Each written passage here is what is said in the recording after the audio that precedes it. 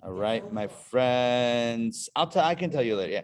All right. Good morning. Good afternoon, friends. Welcome to Daily Power Parshas, Peachy Parsha Monday edition, our in-person online hybrid. If you come in person, you can grab a lunch. If you're online, lunch is on you. You got to bring your own lunch. Bring your own lunch. BYOL. All right. So this is a brand new week, brand new Parsha. This week's Parsha is Vayeshev. Vayeshev. This is it. This is what I love. I love it all, but I also love, especially, the story of Yosef. We're about to jump into the story of Joseph, and the Technicolor Dream Coat, or the coat of many colors, as we will explore today. Okay, so let's pull it up on the screen so that everyone's on the same page. Yeah, well, it was. Yeah, he was the star of a musical. Yeah. Me. That was Exodus. I was Moses. I wasn't Joseph. I was Moses. Yeah, I think I said I actually had a sheep. I actually had a sheep, a baby sheep that I would hold, legit, with a staff. Very Moses-esque. All right, Vayeshev, let's get this going. Can you imagine me holding a sheep? I gotta get footage of that. There's video somewhere. There's video out there. Well, you like cats. You like cute little cats. Yeah, unless they scratch, and then all bets are off. Yeah, my father, he wouldn't touch when I was growing up my cat, but he loved her. Yeah, it's kind of cool to have, some life around. All right, here we go. Torah reading for Vayeshev. Reading number 1, Genesis chapter 37. Okay, this is it. You know what's crazy? Think about Jacob's life, Yaakov, Yisrael, whatever you want to call him, right? Yaakov, the third patriarch. Think about his life. He grows up as a twin. His childhood is filled with drama. His teenage years filled with drama. He's dealing with his brother. You imagine around the dinner table every day. You have Esav comes in from the hunt. Yaakov studied Torah that day. The conversation. It's like it's a complicated relationship. And then he takes the birthright, then he takes the blessings, and he leaves home. He has to run away from home. He's with Lavan, the drama. He marries again. His wives got switched. Crazy.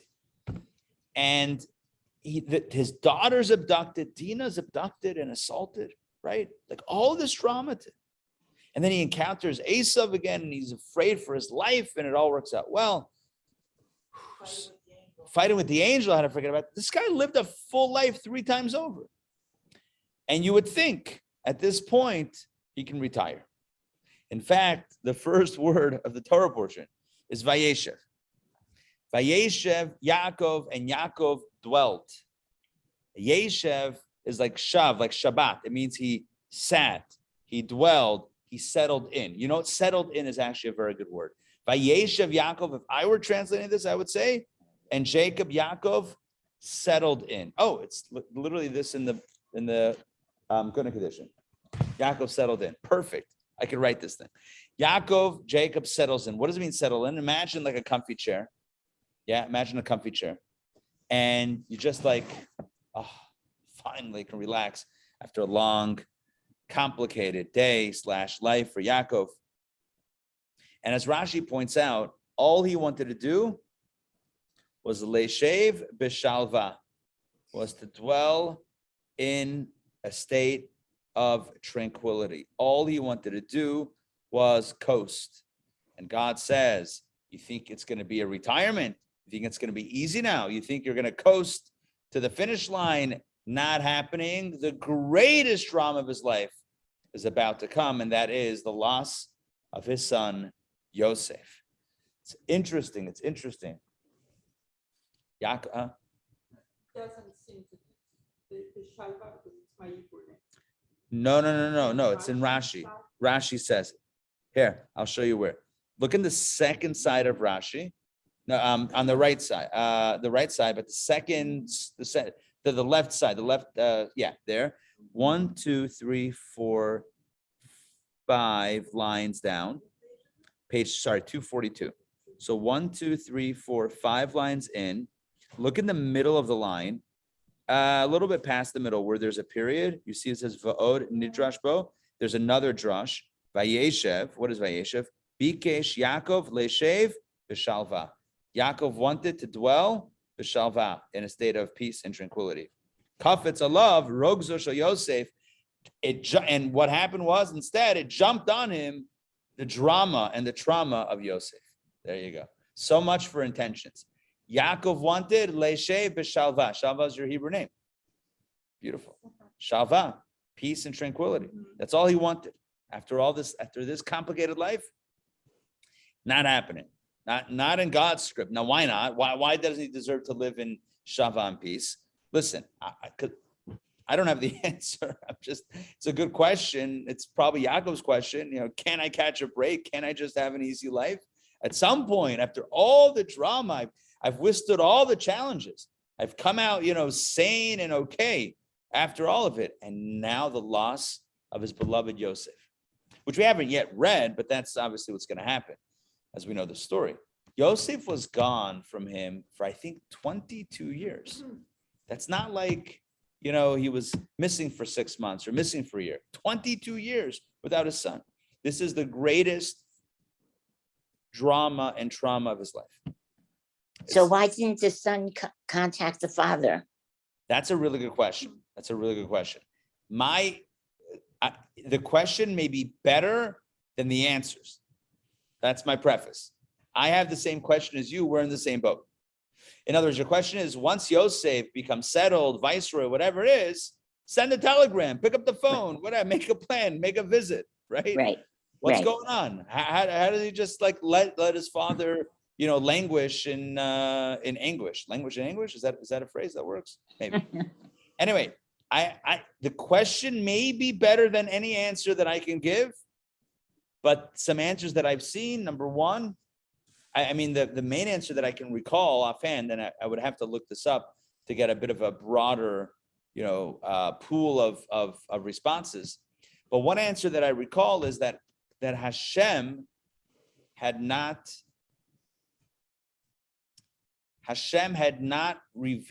chosen not to reveal it to Yaakov, who was Yosef, to go and reveal it.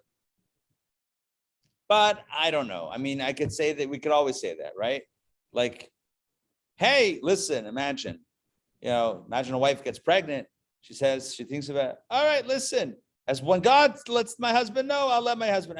Right, sometimes we just tell things because we tell things. Do we wait always for God to do it first? Not necessarily. I don't know. That's what I'm saying. The question may be better than the answer. Another answer might be that Yosef was waiting for the brothers to do tshuva. Imagine if he came home and said, hey guys, long time no see. The brothers would have been finished. Yaakov would have been angry. Can you imagine the fallout for the brothers? But this way, after this long and drawn out story, which we haven't yet read inside, obviously, but we're just starting it. This way, the brothers end up doing tshuva because they defend Binyamin when Binyamin is taken. So they come full circle. So they've kind of fixed what they did. And this gave them an opportunity. This protracted experience gave the brothers an opportunity to be mitakein, to fix up the error. But again, the question is a very good question. These are some responses, but perhaps we'll get into it as we go through the story. Yeah. So, but Joseph has the same experience of being betrayed by his brothers, like Yaakov. Yeah. Well, who betrayed who with Yaakov? You could argue. No, his brother wanted to kill him. So Yosef's brothers want to kill him also. Yeah, there is a similarity between Yaakov and Yosef. There's also the fact that they're away from home for a number of years. Think about it. Yaakov is away from home by Lavan for 20 plus years. Yosef is away from his house. It says actually that is brought down in the commentaries that Yaakov being away from home for all those years, that leads to Yosef being away from home, although it wasn't either their fault, but it's kind of like a parallel mirror story. All right, but let's jump in into our text again. Genesis. Hey, Elia, welcome. Genesis chapter 37, verse number 1. I'm going to read it from the Chumash that we have here. Going to condition, but it's going to be similar to what we have online. Okay, Jacob settled in the land which his father inhabited, in the land of Canaan. And as I mentioned, it's not just he dwelled or settled. He wanted to dwell b'shalva, vayeshev b'shalva. He wanted to settle and coast and retire and enjoy life with his family and please God, grandkids, and a fireplace with, I'm just trying to think, with hot cocoa. Can we imagine like what would have been nice to have? Marshmallows, maybe. Yeah, like a nice peaceful existence. Not going to happen. Verse number 2. These are the episodes. These are the generations of Yaakov's descendants until they were finally settled. Here we go. And we talk about Yosef. Yosef was 17 years old. And for many years, he would pasture the sheep with his brothers. He was a shepherd along with his brothers with the flocks. And he was a lad, which means he would do boyish things, as Rashi says, like curling his hair and touching up his eyes to look attractive. Interesting. He was a handsome man. Attractive. Yes. He was a handsome man. So he would, he would do his hair and he would do something with his eyes, touch up his eyes to look attractive. Does that mean he wore eyeshadow or makeup? I don't know. I don't know that I can get into the details of exactly what he did with his eyes, but clearly there was something going on with his appearance, and the Torah describes it as him being a lad or doing boyish things. In other words, things that are, you get older, I guess at some point you're like, whatever. But no, I'm just kidding. But like, no, he was trying to be, trying to look good. Next, and he spent time with the sons, specifically of Bilhah's sons and Zilpah's sons, Right. The sons of his father's wives, whom Leah's sons had treated disrespectfully. So understand this. I know I'm in the middle of verse 2. Don't worry. But what's interesting here is that we notice from this verse right away that the family dynamic, there are now 12 sons. Benjamin was born at the end of last week's Torah portion. His mom passed away in childbirth. All 12 sons are born. What's interesting is, not unlike high school, there are different cliques, different groups that are emerging. So there's the sons of Leah. Leah has 6 sons, half of the 12. Bilhah, Zilpah, and Rachel have 2 each. Rachel passed away. So Yosef and Binyamin are orphans of their mom. Binyamin's a baby. He was just born, okay? But getting back to, at least he was just born last week, but this may be fast forward a few years. I don't know exactly the timeline. But here's my point. The Torah tells us that Yosef would spend time with Bilhah and Zilpah's sons, with those 4. Why? As Rashi says, because Leah's sons, the 6, would taunt, would mock, would belittle, would bully, dare I say, whatever, would, not be so kind to Bilhah's and Zilpah's sons. Why? Because they always had a chip on their shoulder because they knew that their father wanted to marry Rachel and was only tricked into marrying their mother, Leah, even though they had the half of the sons, 6 of the sons, and the first 4, Reuven, Shimon, Levi, Yehuda, and they were warriors and they were strong, and Reuven was the Bechar, although he messed up with moving his father's bed, whatever. The point is that notwithstanding all that they had, they still carried a big chip on their shoulder.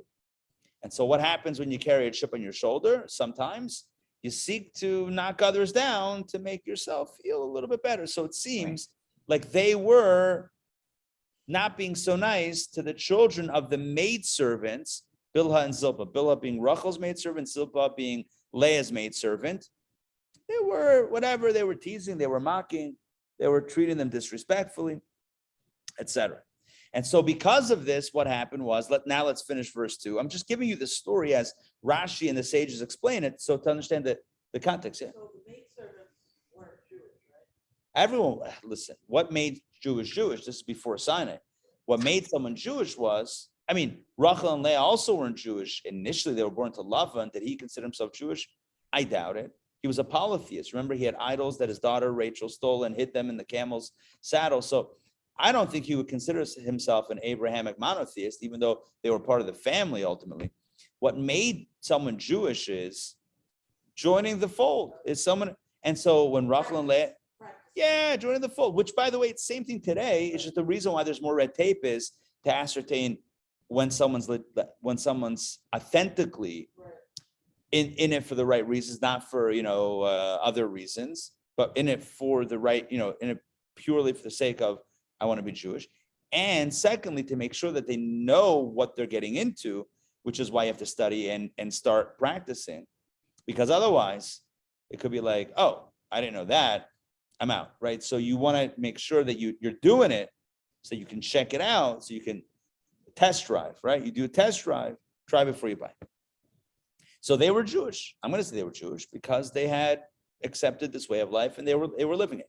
Nonetheless, the sons of Leah were disrespectful to the sons of Bilhah and Zilpah. And Joseph would hang out with those kids that were being picked on. What we see here off the bat, by the way, is a few things. Number one, Yosef likes perhaps to look in the mirror a little bit. Number two, he sticks up for the underdog. This is going to be a very important quality.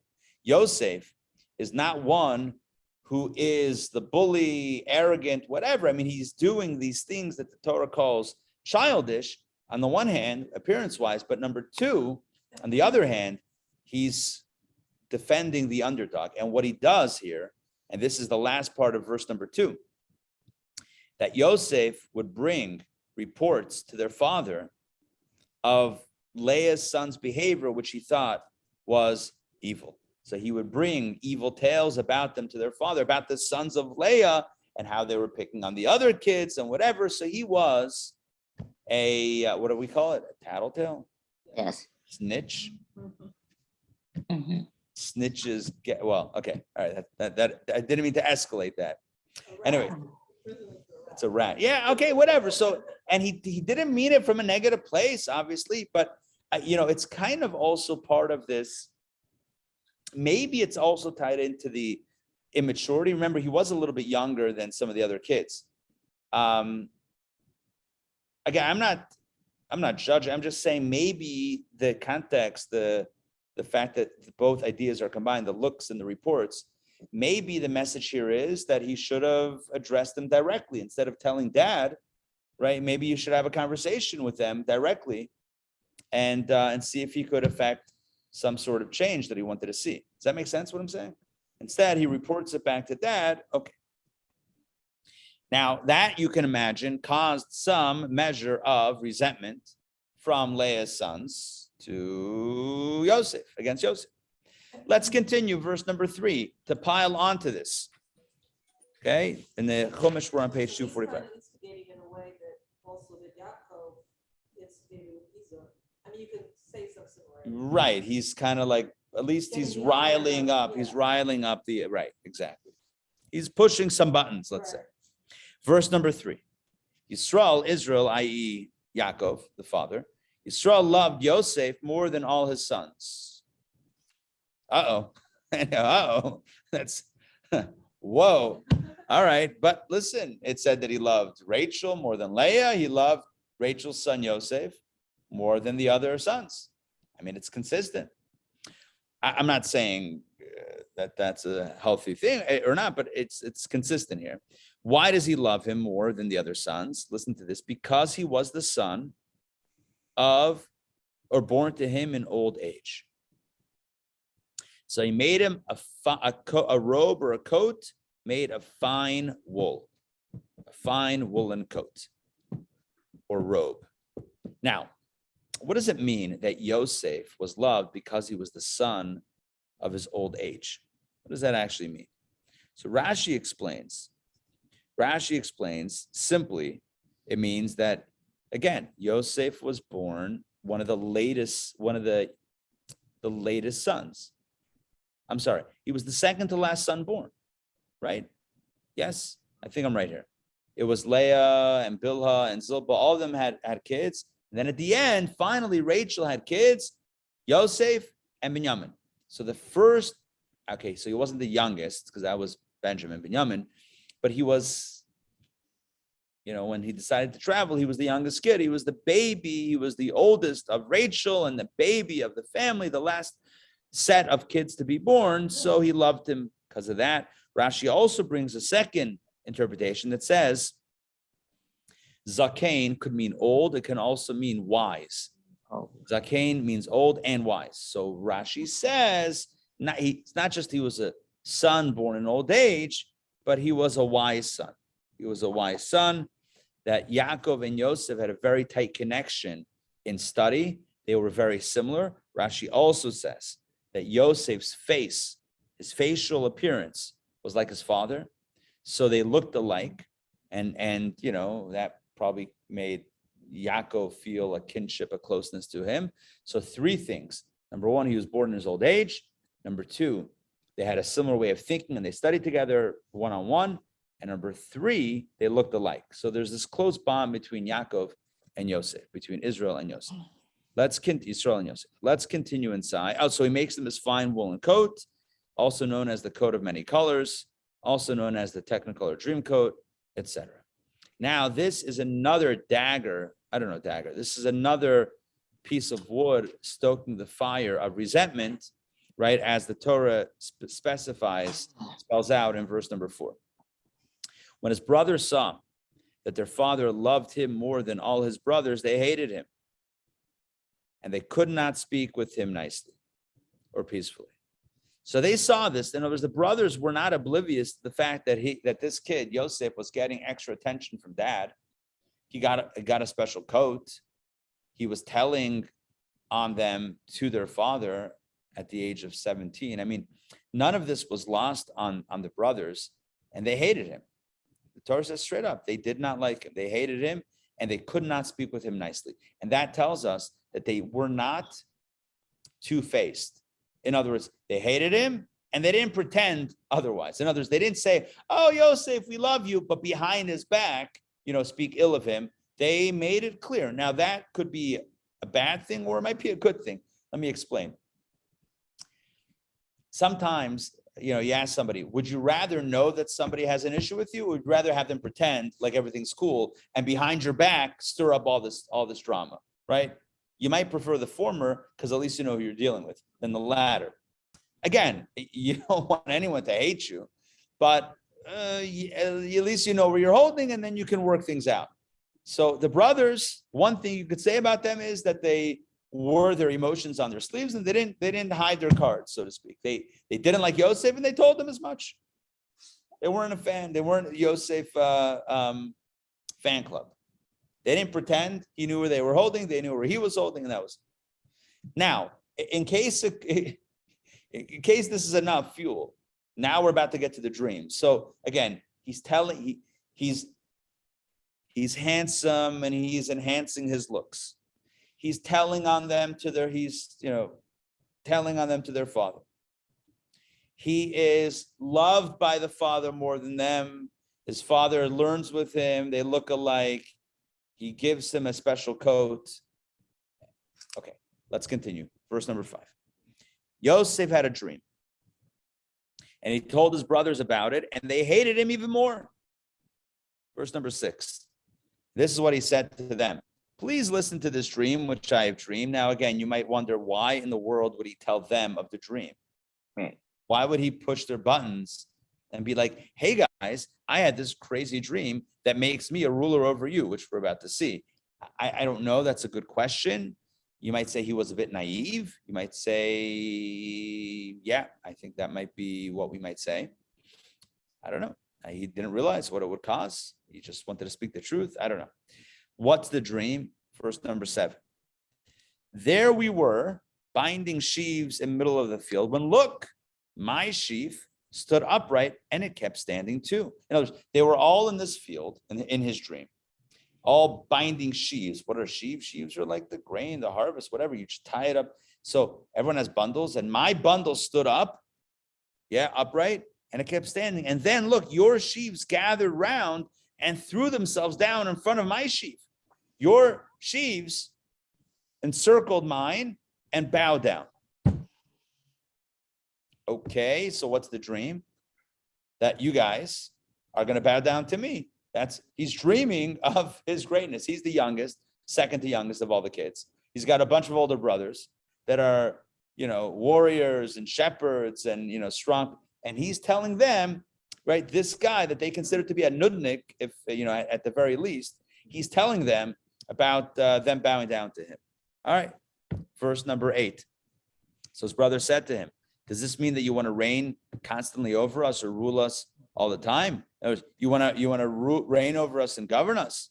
And they hated him even more because of his dreams and because of his evil reports to their father.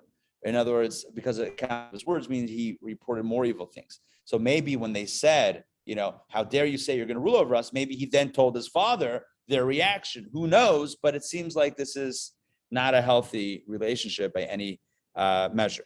Verse number 9. Sorry, we did that. Verse number 9. Yosef had yet another dream, and he told his brothers about it. He said, here I have dreamed another dream. And look, behold, the sun, the moon, and 11 stars threw themselves down, or prostrated themselves before me. They bowed down before me. So there I was, not in the field anymore, but in the sky. And there's a sun, a moon, and 11 stars. And you can imagine what this is. Father, mother, 11 brothers. And you guys are all bowing down to me. Okay, there you go. How do you think the brothers felt? Probably not happy. 247 in the Chumash. He told it to his father and to his brothers. And as Rashi points out, he told it to the brothers. He told it to his father in the presence of his brothers. This time he didn't tell it to his brothers directly. He said it to dad, but he made sure that the brothers were there. You with me on this? Yes. Before he told it to his brothers directly. Now he's telling it to his father in the presence of his brothers, but his brothers can hear. His father rebuked him in order to calm the brothers down because he saw the brothers were kind of losing it. So his father said, "Come." Yaakov said, "Come on." He said to Yosef, "What is this dream that you've dreamed? How could I, your mother, and your brothers come and throw ourselves down to you on the ground when your mother's already passed away?" Rashi says. In other words, the whole dream is a baba maisa. You have a sun, moon, and stars bowing down to you. I'm the sun, but who's the moon? Your mom has passed away. She can't bow down. The dream is fake. Now, he said that completely to placate the brothers, so that the brothers didn't really lose it on Yosef for the second dream. But as the Torah said, it didn't really work because number 1, verse 11, his brothers still envied him. And number 2, his father believed in the dream and kept waiting for the event, for the matter to occur. In other words, the father saying the dream is a baba maisa, that didn't help the brothers. They still hated him, or they still envied him in the language here in the verse. They were jealous. And they were jealous because they realized already 2 dreams. This may be onto something.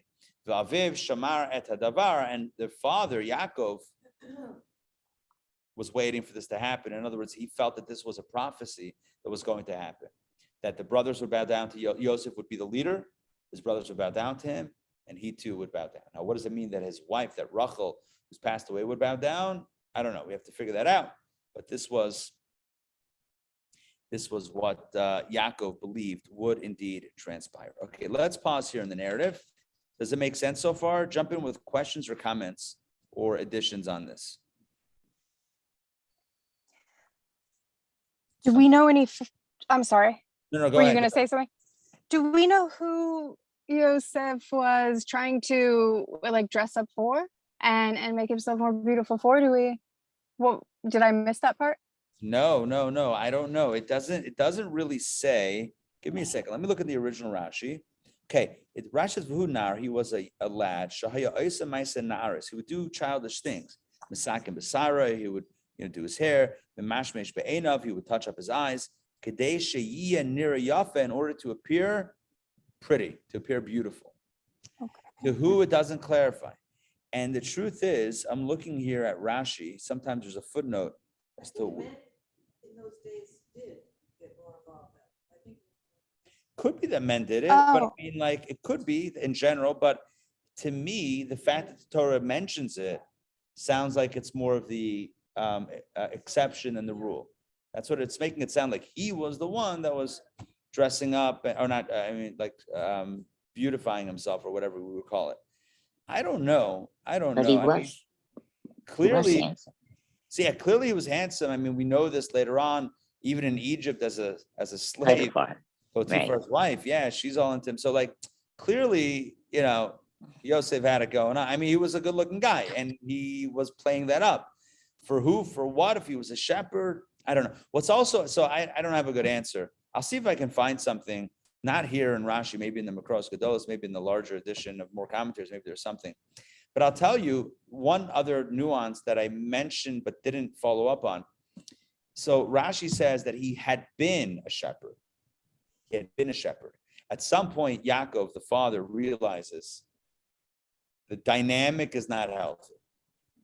Like all day, every day, Yosef and his brothers hanging out in the field, it's not working out. Yosef comes home telling on them and they're upset. At some point, Yosef gets moved to house duty. Yosef is like staying home with Yaakov, the father. They're learning. He's helping out around the house. He's not in the field shepherding. We know this because of what happens next, is that one fateful day, Yaakov sends Yosef to the field to check on the brothers, which means that he wasn't working with the brothers on the regular, but he had been around them enough to know that they would pick on the children of the maidservants. But at some point, Yaakov intervenes. It's interesting. One could accurately say that the book of Genesis has a lot to tell us about family dynamics and healthy and unhealthy family relations. It's like, I wonder if that's why it's kind of. why we have it. Yes. It's very important lessons on a very basic level, right? As a parent, don't favor one kid over the other. That always ends well, right? Always ends not well, sorry, right? That ends terribly, right? You tell a kid that you demonstrate through, forget about words, but you give something to one kid over the other. We have like an unspoken rule. I mean, not always, but like the unspoken rule is if you get one kid a present or whatever, either get a bunch of them, because we have a bunch of boys, right? So you get a bunch of them or get some for everyone. I mean, Riva, we can get away with. That's the girl. She's the only one that's going to get dresses, right? I mean, she gets Riva stuff. She gets bows and like her socks, the poofy socks. Yeah. Anyway, whatever. So like, she's got the lock on that stuff, but the boys don't care about that. But like, I don't know. These are very good lessons on a very practical level. Like, not good to create splinters in the family. Also, yeah. When we don't even favor, They can sense. That is very true. Hello? That is true. That is true. Hi, AJ. I always thought everyone else is perfect. And now Right. I think everyone is probably. Yeah, like these this. are probably real stories. Yeah. Yeah. But I like what Sandrine said as well, which is that even if the parent doesn't think that they're favoring one, it could be that some of the children or a child thinks that the other one might be favored, and that could be problematic. So I think that to address that, it's a very good point. To address that would require a very proactive approach to make sure that you tell each one privately that you're my favorite and hope they don't compare notes later, right? Hope that they don't actually compare notes, because you're right. That can create perception is reality. It might as well be reality. Even if the parent could say, no, never happened, doesn't matter. If the child thinks that, then it is what it is. You're saying it's easier that way? Yeah, I mean. Yeah. As you said, it's Right. Okay, I don't know, because with my family growing up, I just have an older sister, so just me and her. And if you ask her, I was the golden boy. But I'm just saying, who knows? It's complicated. All right, Genesis chapter 37, verse number 12, reading number 2, page 246, 247. Here we get to the dramatic sale of Yosef. All right, you ready? Buckle up. Buckle up. It gets dramatic. And his brothers went to pasture their father's flock in Shechem. Shechem. We had Shechem before. Why did we have Shechem before? What happened in Shechem? Who remembers? We just had it. Yes. Thank you. That is where Dinah was abducted by Shem in Shem. Shem was named after the kid. Okay, wealthy magnate, owner of real estate, owner Chamar. His son is Shem. He literally names a city. Chamar does after his son Shem. Shem is the prince. Speak about Golden Boy, right? He abducts Dinah, and then the brothers Shimon and Levi wipe out the inhabitants. So I guess Shem had some open area at that point. And then Shem wanted to assimilate the Jews.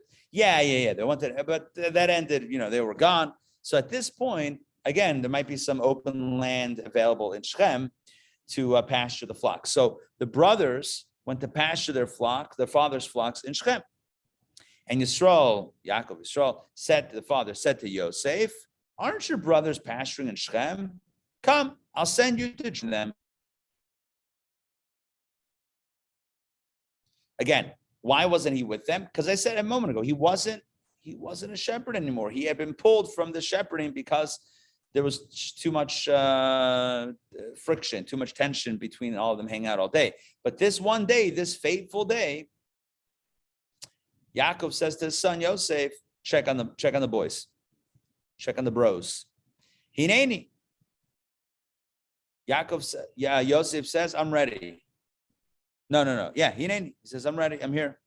So Yosef said to him, even though he knew his brothers hated him, right? As Rashi says, he knew his brothers hated him. Nonetheless, he says, I'm ready to go. I'm ready to step into the lion's den. If you want me to go. Now, you asked a question on Yaakov. Why did Yaakov send him if he also knew that the brothers were jealous of him, didn't like him? I don't know. I don't have an answer to that question, but he sent him. I'm sure there's commentaries on that, why he wanted to send him. I'm recalling that there is a discussion about it, but I can't recall what the solution is, why he did send him if he knew that his brothers hated him. Either way, he sent. Verse 4. It's because he knew about the prophecy that he's going to be sold to Egypt, and that's why he wanted it to come true, or something like that.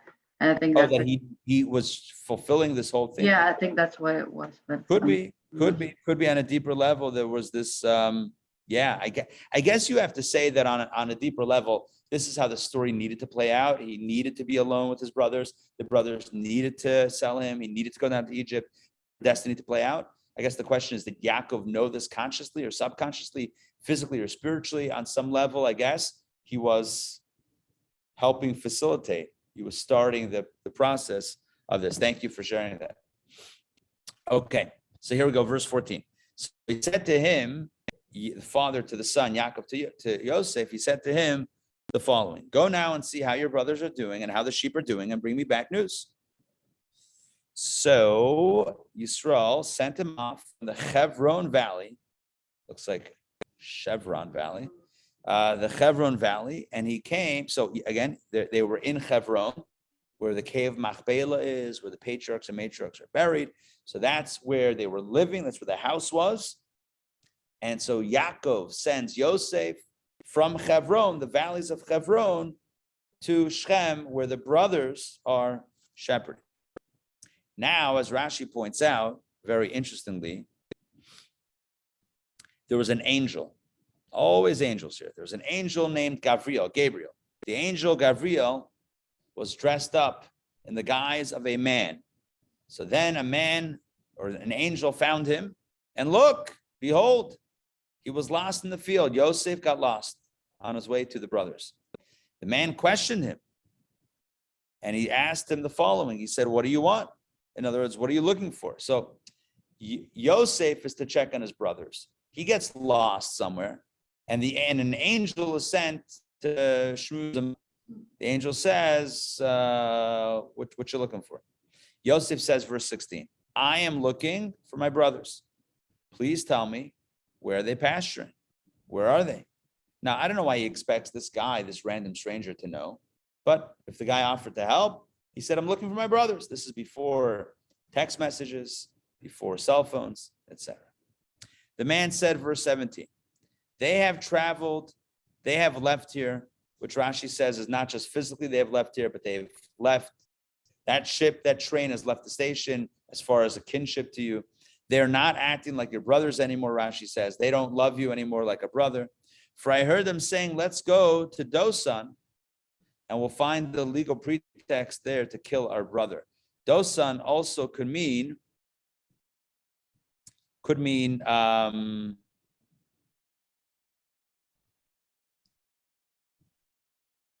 interesting. Yeah, there's a Rashi here. So Rashi says they left here, they parted from brotherhood. Let's go to Dosan. They went to seek legal pretext. Nichle dasais. Oh, Rashi changed around the word, the spelling. Nichle dasos. In other words, legal pretext to put you to death. Yeah. It's a double entendre. Nelcha daisaina. They went to Daisan or Nichle dasais. They're looking for legal pretext for what? To kill you. So that's kind of a hinted, not a hinted, that's a veiled, it's a veiled warning to Yosef from the Malach Gabriel, from the angel Gabriel, who's saying, like, look, your brothers are not here, they're elsewhere, but they're not so keen on you, and they're looking to perhaps even kill you. Let's continue. Verse number 8. Let's continue in middle of 17. So Yosef went after his brothers, and as predicted, 249 in the Chumash, and as predicted, he found them in Dosa. All right, verse 18. They saw him from a distance.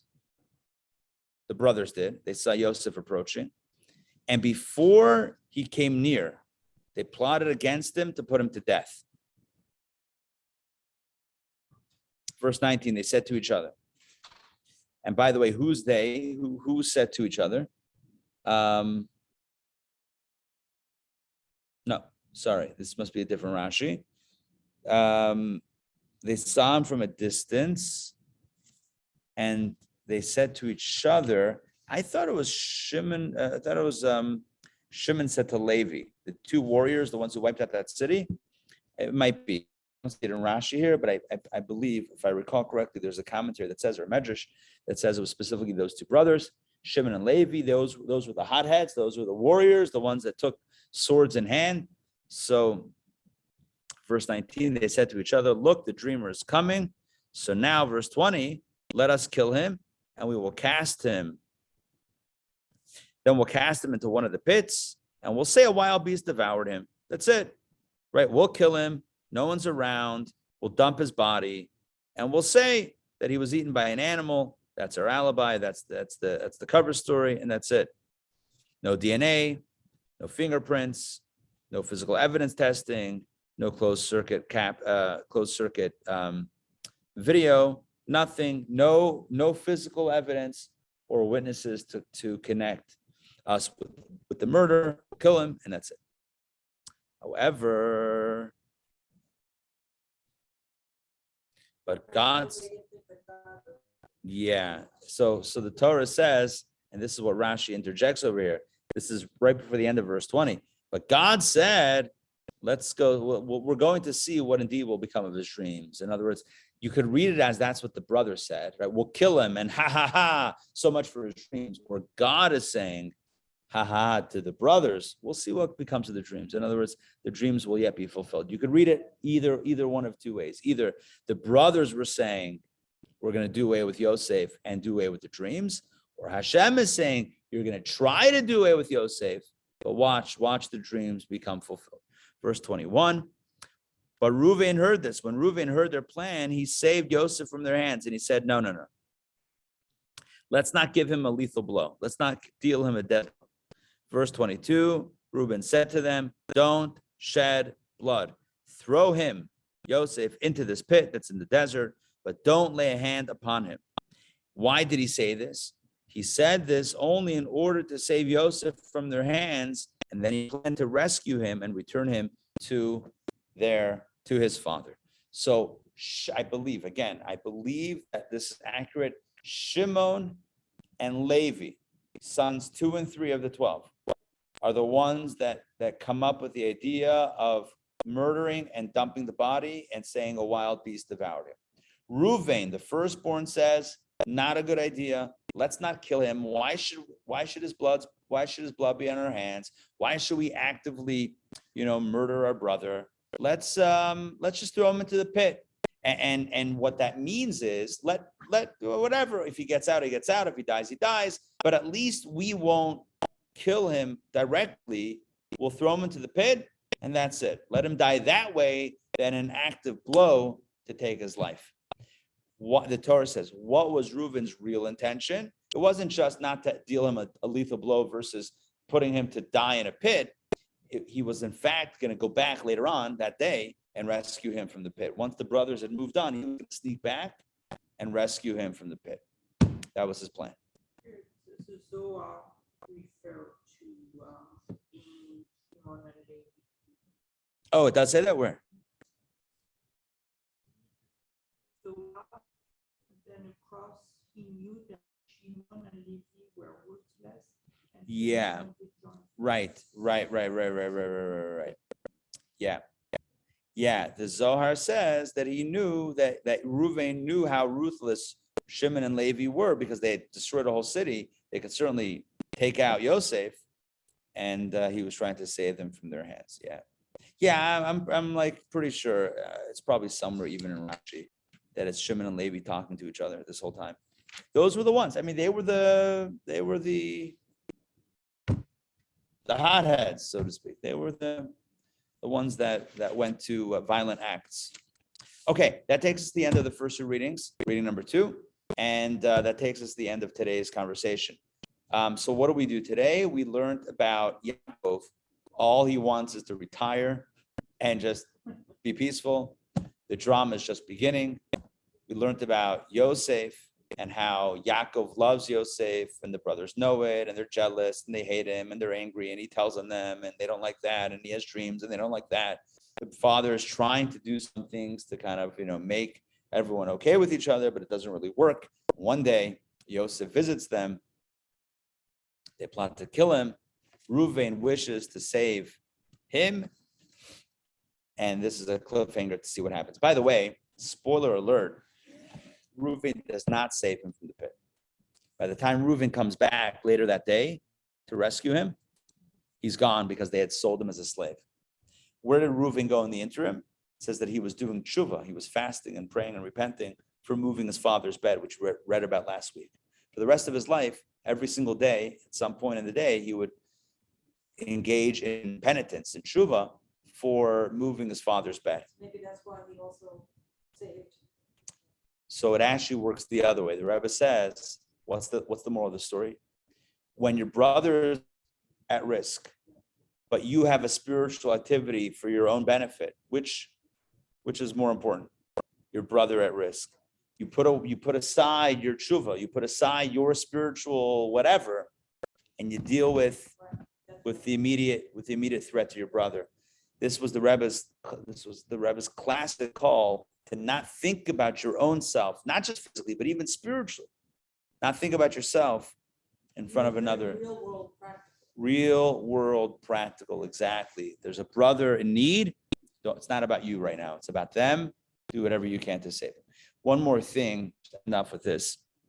The commentaries say that if Reuven knew what the Torah would write about him, that he saved Yosef from their hands, he would have put him on his shoulders and carried him away from the brothers and took any blows that they gave him. He would have rescued his brother, which means that he had good intentions, but he didn't follow through. If he would have known the extent of his ability to get the job done, he would have done it. Oftentimes, we don't believe in ourselves, and that's why we don't get it done. We don't believe that could be our narrative. If he knew that his narrative was the savior of Yosef, he would have done it. So step one, right away. Yeah. So step one is believe in the narrative. Create your narrative that you want and believe in it, and then you can accomplish it. Okay, that was it for today. Tomorrow, same bad time, same bad channel, DBP online. Wednesday, stay tuned for Wednesday information. Please God, I am doing some traveling and take a bit of a road trip back to Texas. I was just there a few weeks ago by myself, this time going with, please God, with the fam. So we may be driving the first half of Wednesday Tuesday night and the first half of Wednesday. If I can do it, you may see me from a vehicle in the passenger seat doing a DPP, but stay tuned. I'll give more information as we get closer to that. But tomorrow, from a stable location, please God, DPP. All right. I want to wish everybody a good Yom Tiv. Tonight is the 19th of Kislev. We wish each other good Yom Tiv. Chabadniks have a custom of wearing Shabbat clothing already tonight and tomorrow. So we're talking about like the long black coat and the white shirt and whatever, like the full on Shabbat gear. So consider, just think about honoring the day in a special way, however you wish to do so. The 19th of Kislev, of course, is the Rosh Hashanah of Hasidism and Hasidus. It's a day in which we commit to studying more Hasidic philosophy and in which we commit to to adding another Hasidic custom or tradition in our lives. There is a Farbrengen tonight at 7:30 in Toko Hills at Bet Jacob, led by Rabbi Manis Friedman. I'm sure you can find as well. I don't know if there's a live stream option on that. There might be.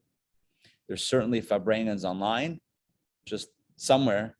I'm sure someone somewhere is doing a Zoom Farbrengen tonight, so you can join one virtually. I'm sure of it. Just Google 19 Kislev, maybe Chabad.org has something exactly. But either way, hope you have a meaningful 19th starting tonight after sunset. And we'll see you tomorrow on the special day, Yutes Kislev edition of DPP. All right. Have a wonderful day. Good to see you guys. Good Yom Tov, everyone. Yom Tov. Good to see you, Olia, Sarah, Ray, Thank Donna, you. and Citrine. See you guys. Take care.